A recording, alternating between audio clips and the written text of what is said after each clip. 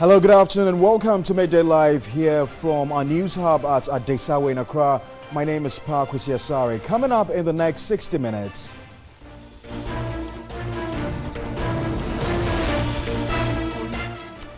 Police in Ashanti region step up investigations into shooting incident at the NDC regional office in Kumasi that left one person dead on Monday afternoon. Meanwhile, the police in Accra have warned land guards to quit all illegal land protection activities or be prepared to face the law. And elsewhere on the international front, Pakistan Prime Minister Imran Khan says his country will retaliate if India takes military action against it in the aftermath of last week's suicide attack on Indian forces in Indian-administered Kashmir.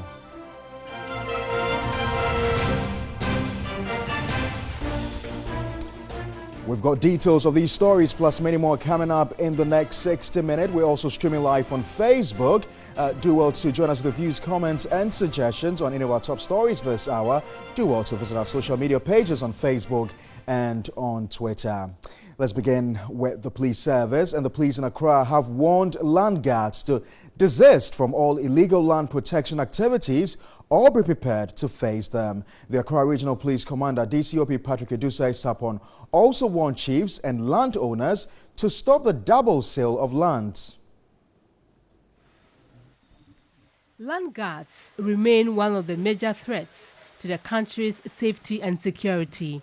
They do not only cause damage to property, but also kill or maim victims. Hundreds of developers have lost their money and lands they have acquired for development. The menace is rife at Kaswa, Gan West, Kantamanso and Abokobi. Just 2 weeks ago, land guards reportedly destroyed property at Abokobi, Apollonia and Oyibi, prompting the Accra Regional Police Command to begin an assessment of the situation for the necessary action. The Monday fact-finding took the team to Oyibi, Apollonia, Greenfield and Major, all in the Kantamanso municipality. The regional commander and his team were conducted round some land guard and litigation-prone areas to assess at first hand the situation. If they have their field day in the past, they are not going to have it now. No policeman who is armed will stand by for an armed guard who is armed to fire at him first. Anytime you confront them and they try to prove stubborn by trying to fire the police, you fire first. And make sure that we fire and we fire well. So my advice to the general public is that advise your children, advise your sons, advise your brothers, let them stay clean because we are not going to countenance any act of land guard. It also came to light that most of the cases arise as a result of multiple sale of lands to unsuspecting buyers. Let me advise people who are fomenting troubles on land, especially the chiefs. They should stop double sale of land. One united family will divide themselves into two. One half will sell the land to any prospective buyer. When the person is developing, the other half will also come and say that no, we are also part of the family. We never benefited from the sale and therefore we stop you from developing, and that also becomes an issue. So families must be advised, chiefs must be advised, and land guards, they better stop the activities. DCOP Patrick Edusei Sapon had issues with the Lands Commission and other state agencies tasked to regulate the use of land. Lands Commission, it is their duty to register lands. You urge them to do the right thing at the right time, so that everything goes on well. The Accra Regional Police Command admonished prospective developers to ensure adequate assessment on parcels of land they intend to buy to free themselves from possible disputes. All rise, all compatriots, Nigerians come again to serve our fatherland. That's right, and we're counting down to the presidential and parliamentary elections in Nigeria. Now, the governing All Progressive Congress, the APC, has activated a situation room which it says will monitor results from all polling stations across Nigeria. Now, the chairman of the Senate Committee on Land Transport, Senator Gbenda Ashafa, says Nigerians have resolved to vote massively to keep President Buhari in power. He spoke to my colleague, Komla Kluche. What is the topmost priority on the lips of the party and even the candidate just after the postponement? We're disappointed, but nonetheless, what we are preaching now is that we should all convert that disappointment to determination. Determination in the sense that the party are prepared for these elections. We are here in the situation room of APC. You could see the number of volunteers that are here. They've been here since about 3 days before the elections. After the elections was postponed, they were given some time to go and rest. And immediately afterwards, they reported here. Nigerians are more determined now, more than ever, to face, the elections on the 23rd of February, and thereafter, I'm sure the next election, which has been scheduled 2 weeks after that, would equally be met with a good number of people coming out, to vote. In terms of monetary figure, what has the party lost in with respect to the postponement and also re-strategizing for February 23? The first step is the presidential and national assembly elections. The other is the gubernatorial and House of Assembly elections. So if you look at what would have been on ground as far as APC is concerned, we have prepared. Not that we're prepared for postponement, but we have been on ground and we suffered disappointment, yes, no doubt. But again, that suffering, within 24 hours, efforts and interventions were made for Nigerians not to not to despair, but to charge themselves off and make sure that this democracy that we are practicing, the foundation of it is that your vote is your power.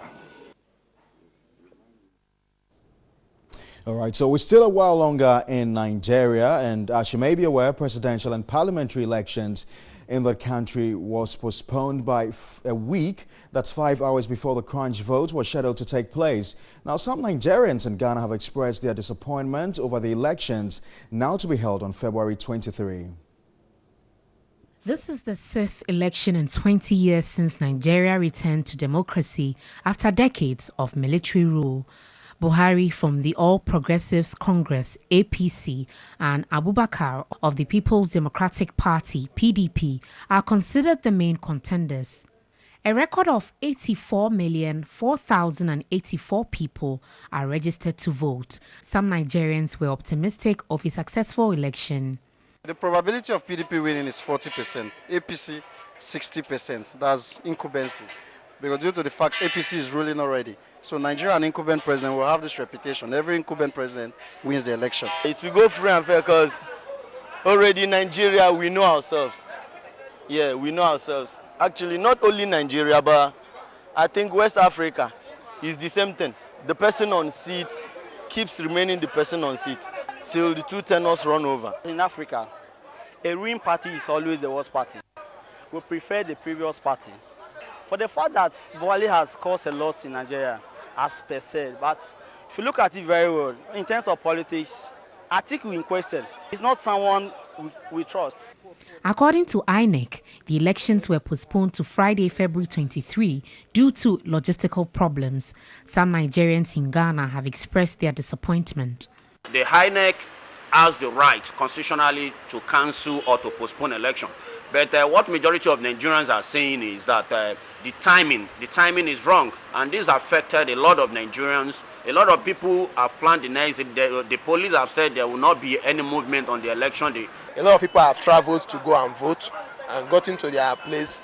The election is postponed. Some are stranded, you know, because they don't know what to do anymore, whether to come back to where they base or to stay and wait for 23rd. The way I see Nigerians, they are not going to vote because those who have traveled far and wide and they have things to do, put into the fact that they traveled from maybe their various destinations to their various points of voting.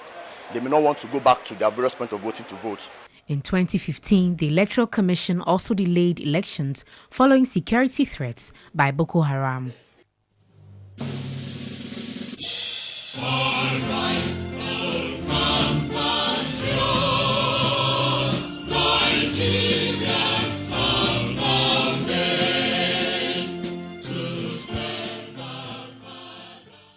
All right, so you've got to stay tuned into Media General and all our platforms, TV3 on your FM, Connect, 3news.com, because we're going to bring you comprehensive coverage of the Nigerian elections, minute-by-minute coverage by our reporter, Komala Kluche. So away from Nigeria, and government of Ghana has condemned the shooting incident that left one person dead at the National Democratic Congress Ashanti Regional Office. Now, a statement issued and signed by Information Minister Kojo Ponkrumah expressed condolences to the bereaved family, wished the injured a speedy recovery, and urged the police to speed up investigations to bring the perpetrators to book. Now, reiterating that violence should be eschewed from all spheres of national life, and urged citizens and groups to desist from actions that create a state of insecurity in the country.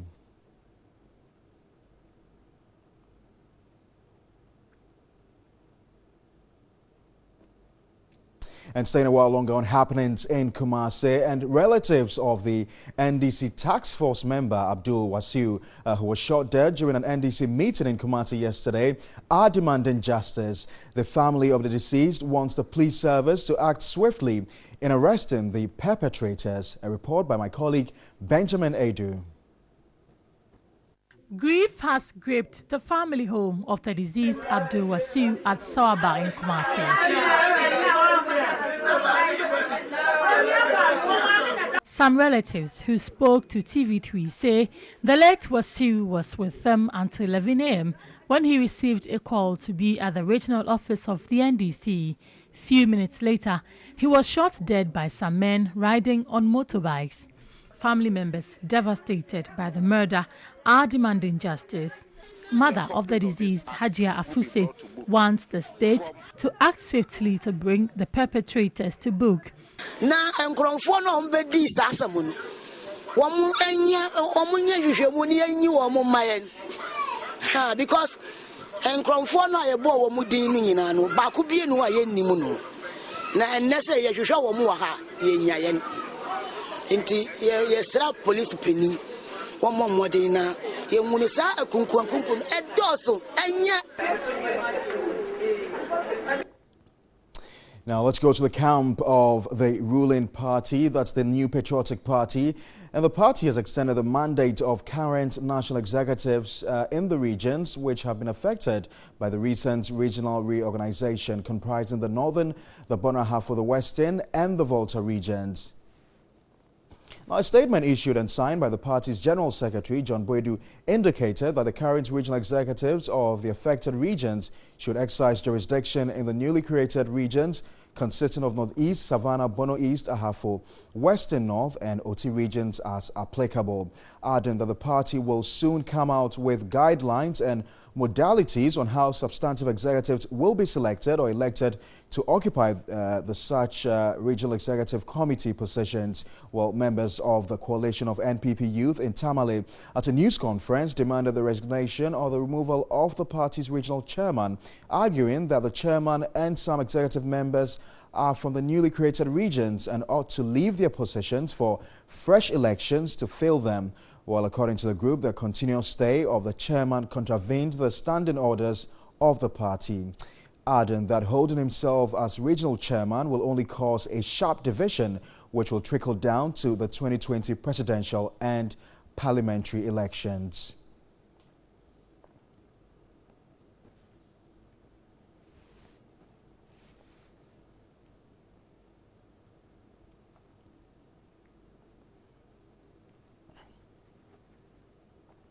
Away from party politics, the Deputy Minister for Lands and Natural Resources, Benito Owusu-Bio, has described as satisfactory successes made in the fight against deforestation across the country. The Deputy Minister gave the commendation when he joined the staff and board of the Forestry Commission to inspect some youth in afforestation project sites in Accra.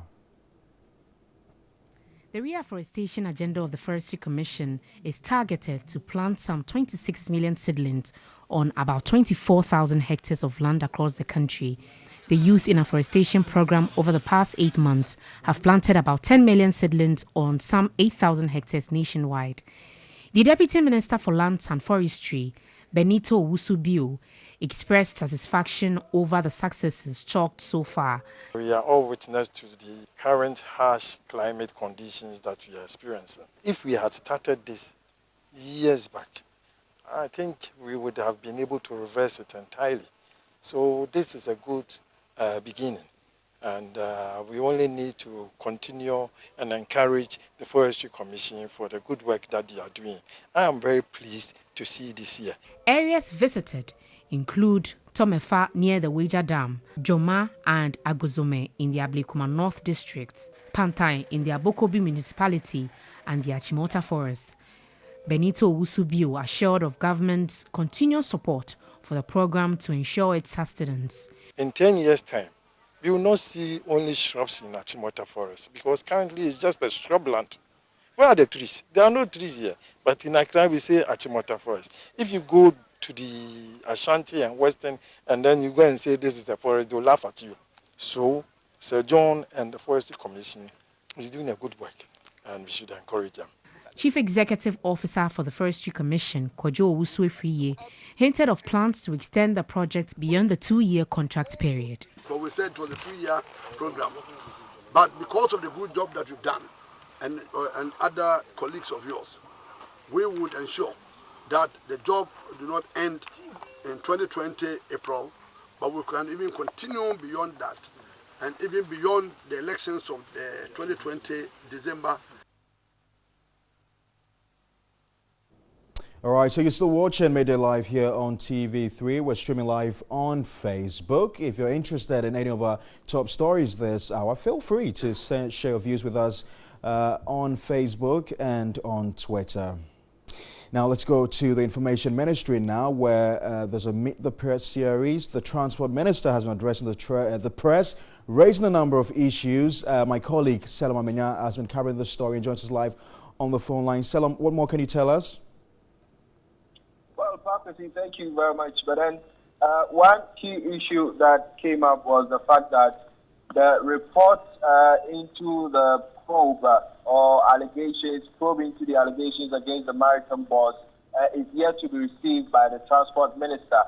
You remember that some 3 months ago there were some allegations leveled against the Ghana maritime boss, that is Kwame Owusu.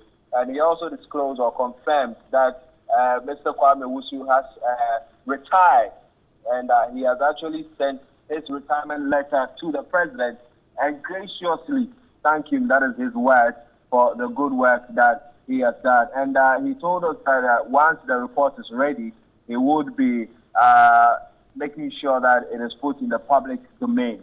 He also touched on the fact that the Tama and Takoradi ports are to receive facelifts, and it is going to cost the country some $450 million for the Takoradi expansion port to take place. He also enumerated the fact that they've acquired some 7 speedboats to actually patrol the territorial waters of the country to ensure that they avert incidences of bunkering so far as oil is concerned. They protect our oil fields. And they're also going to do some removal of stamps in the Volta Lake, specifically Yeji and also Mankado. and he spoke about the fact that they want to ensure that it is safe to travel on the Volta Lake. So these are some of the issues. On the bus transit, the BRT, that is Ayalolo, he said that it is unfortunate that the pilot program for the Accra BRT program has actually halted due to some challenges. And then he told us that he's been able to speak to the World Bank, who have agreed that there should be some modification to the whole concept. So they are going to start a new one in Kumasi, Tamale, and Takrade, deploying over 100 buses to these three places. And he's assuring that the mistakes or the challenges that came with the Accra one is not going to be repeated in these places. All right, thank you very much, Selam Amenya, who's covering that Meet the Press series with the Transport Minister. So away from that, we're going to go live now to the Osu Castle. And as you may be aware, the ML Short Commission that's looking into the Ayawaso West Wogon by-election that was marked with lots of disturbances. We're told Evans Mensah, who is with Joy FM Multimedia, is currently addressing the commission. Let's go live now to the Osu Castle. Programs carry the reports, and so you would notice that Midday News will have reports of the incidents coming from the by-election, and that will filter into the evening news programs. So will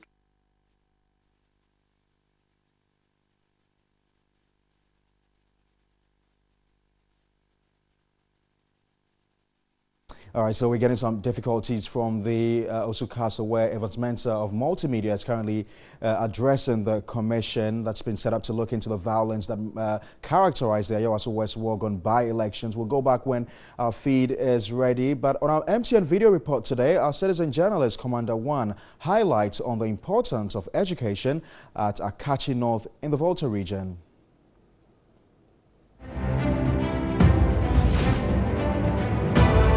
As part of an initiative to create the awareness of education and to inform peoples about the essence of education, the peoples of Fiavesani DA Basic School and staff are embarking on a march past onto the community to create the awareness about education in the community, and also to create into the people who are not willing to come about the essence of education. And so the people are going to the community and telling them about the essence of education.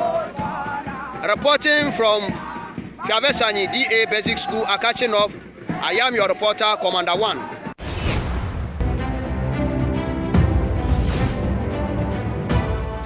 Right, so just like Commander One, you can also send your video report via WhatsApp on 055-1433-044, 055-1433-044. You're still watching the very latest on Midday Live here from our news hub at Adesawe in Kanda, Accra. We're going to take a short break. We're still ahead. We've got the very latest and international news. We've got business and sports news.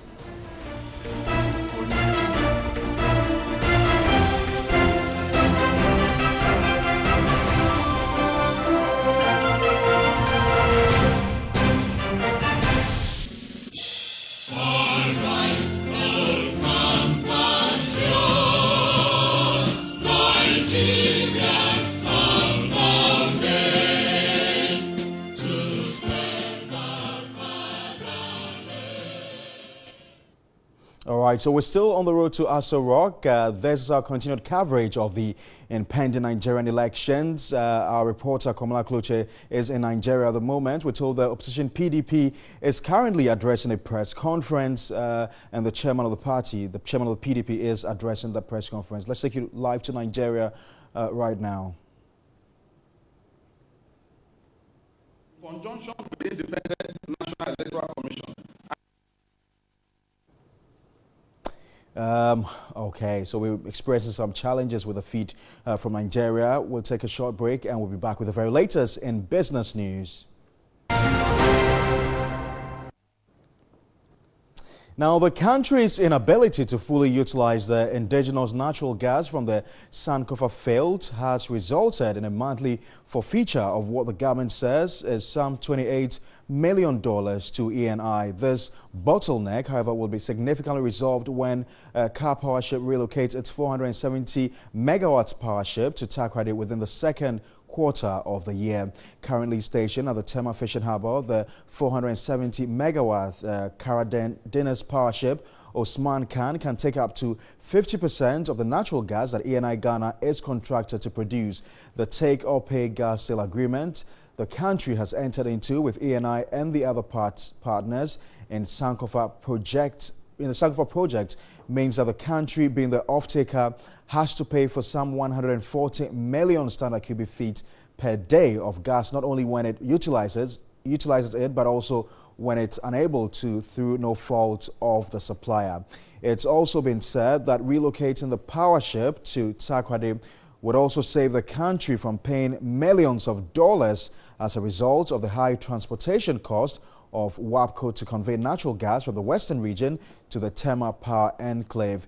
It has also been said that relocating the power ship to Takoradi would also save the country from paying millions of dollars as a result of the high transportation costs.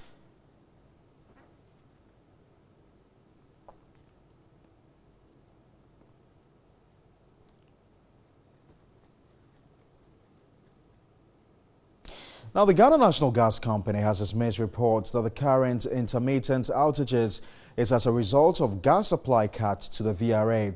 Despite the $735 million owed it by the Volta River Authority, it insists cutting supply to VRA is not an option it is currently considering. My colleague George Quinnen reports.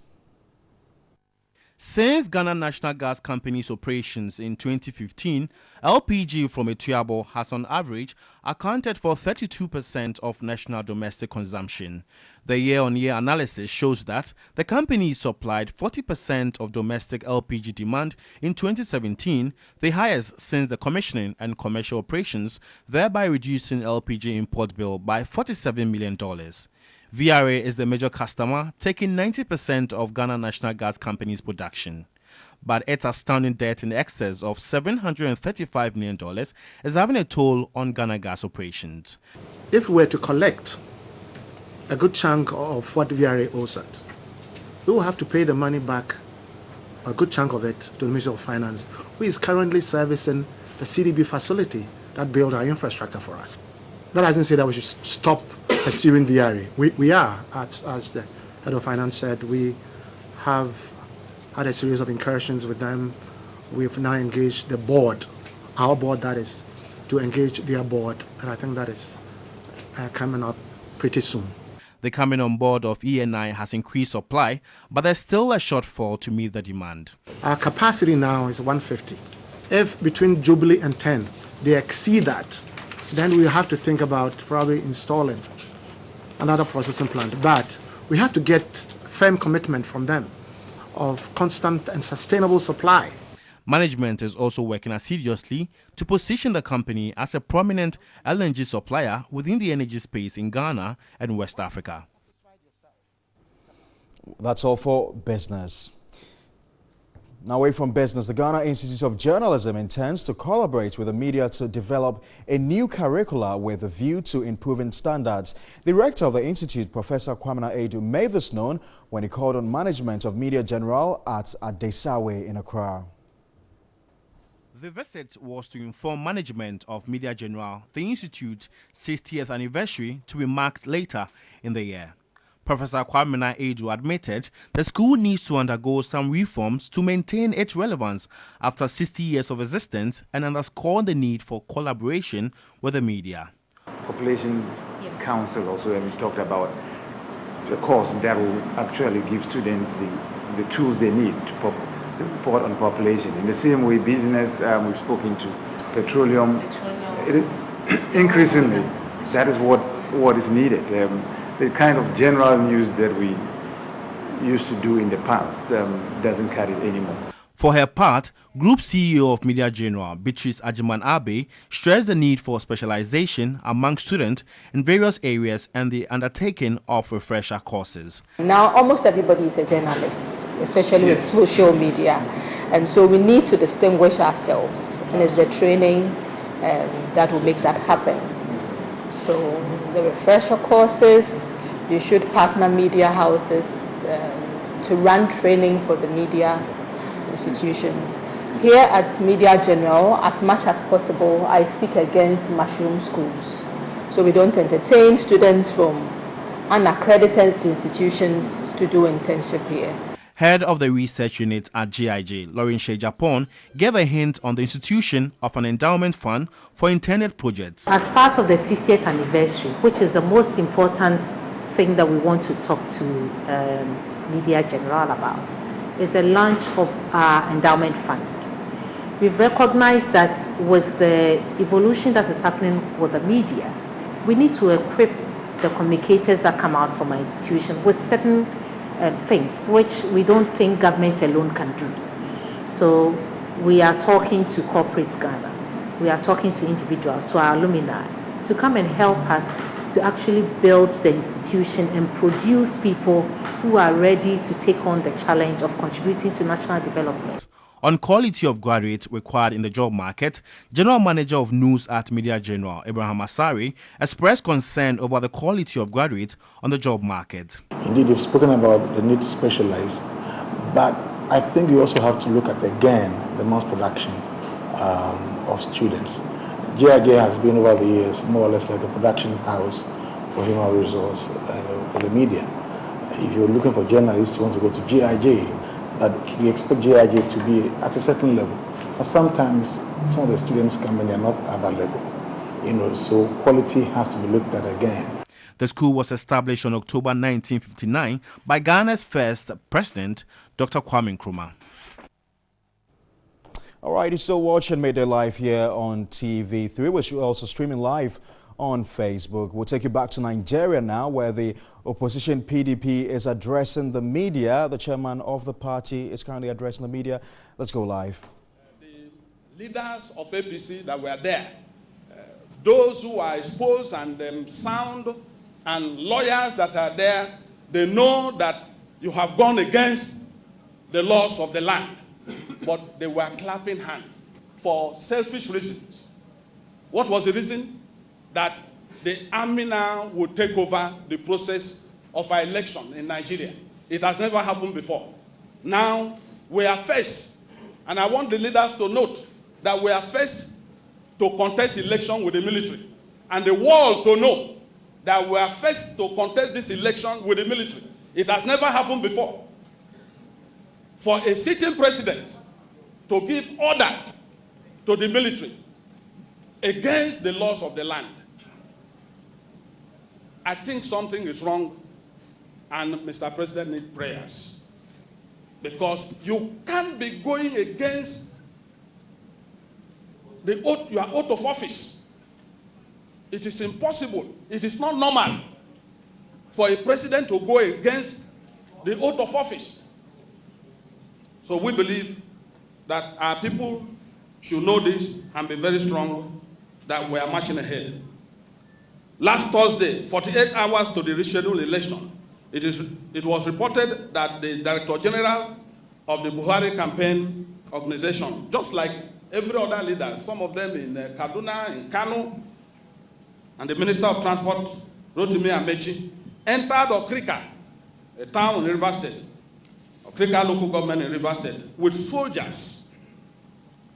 And Nigerians and democracy watchers are wondering if this new military strategy to rig our election, it came in truckloads of soldiers. Who released the soldiers to him? Is he a military man? So they've come on yesterday to perfect that arrangement. Is he a military man? He's a civilian, so he should go with police.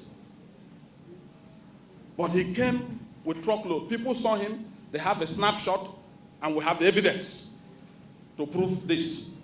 So also we've heard that after yesterday, The president gave order again to the military, even this morning, that they should move immediately to the south-south, Kano, Kaduna, and other areas, and Benue. Now, you are moving military tanks from their base. You are moving men to go and do what? To kill.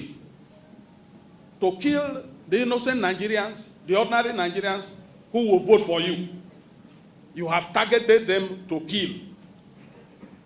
And we believe that I believe that the whole world is watching, and one wonders why our president called the military to get involved in our electoral process. This is the first time such order is being given by the sitting president. Additionally, the president's body language alongside that of his party hierarchy at the caucus meeting appeared remorseless for the damage done to our democracy or the huge private and public resources wasted by the inability of APC hawks acting as contractors and consultants to allow the commission to operate. I can indeed make the conclusion that from inception, President Buhari was not ready for free and fair election. Otherwise, he would have easily signed the amended electoral law, which would have enabled peaceful and issue-free election. You are aware that this president refused to sign that amended electoral law, which would have made it easy for both the INEC and the political parties. President Buhari's disregard of institutions of state, which started with the attempt of the executive to hijack the legislature, is well known, and it continued unabated with illegal suspension of the Chief Justice of Nigeria, is also well known. At all times, just like he has called in the military now into this election, we want the world to know, and Nigerians to know, that we cannot continue for the next 4 years the way and manner the president had governed this country in the last 3.5 years. And I want to ask one question. Are we better off before 2015? Are we better off? No. All right, so those were live scenes from Nigeria, and as you just saw, the opposition PDP, chairman of the PDP, is addressing the media, raising a number of concerns ahead of the rescheduled elections on February 23. So you also watch a Midday Live here on TV3. We're still ahead. We've got the very latest in business news. We've also got international news.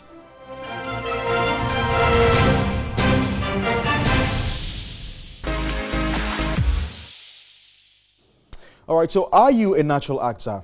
I think I am. Are you passion-driven and looking for the opportunity to build a successful acting career? Well, TV3's next Top Actor reality show is your answer. The show is designed to discover the next iconic actor from Ghana.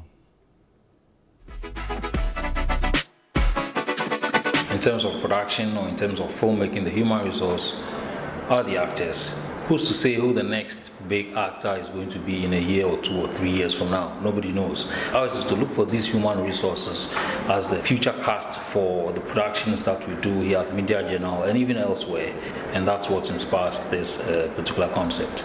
The next Top Actor reality show will afford aspiring actors the opportunity to become top stars by giving them up-to-the-mark acting training. We're going to have workshops along the way in the course of the program, and these would serve as the development base for these potential casts for future projects. The next Top Actor is fit for purpose. Our key concern is to enable these people develop their acting talents and skills in the course of the program. So we're going to be making use of them as far as workshops are concerned, for them to get some basic lessons in acting and also how to develop these talents further, how to even make them marketable. You can also look at commercial opportunities, even creating your own content. Auditions for the much anticipated reality show opens on February 22. They should have the enthusiasm for acting, good communication skills. It's an essential ingredient in acting. They should be good on delivery. I mean, basic English is also a standard prerequisite. Wannabe participants have to download forms at 3news.com or pick, fill and submit a form at the front desk of TV3 to qualify. Grab the opportunity to compete for the title of the next top actor and a chance to realize your dream of building a successful acting career. This could be your opportunity to show the world what you've got. All right, so that's how we conclude Midday Live here on TV3. To end the news, a quick recap of our top headline stories. Police in the Ashanti region step up investigations into shooting incidents at the NDC regional office in Kumasi that left one person dead on Monday afternoon. Meanwhile, the police in Accra have warned land guards to quit all illegal land protection activities or be prepared to face the law. And also on the foreign front, Pakistan Prime Minister Imran Khan says his country will retaliate if India takes military action against it in the aftermath of last week's suicide attack on Indian forces in Indian-administered Kashmir. Well, that's all for the news. We stream live on Facebook. Thanks very much for sharing your views with us on our social media pages. For more news, you can log on to our website, www.3news.com.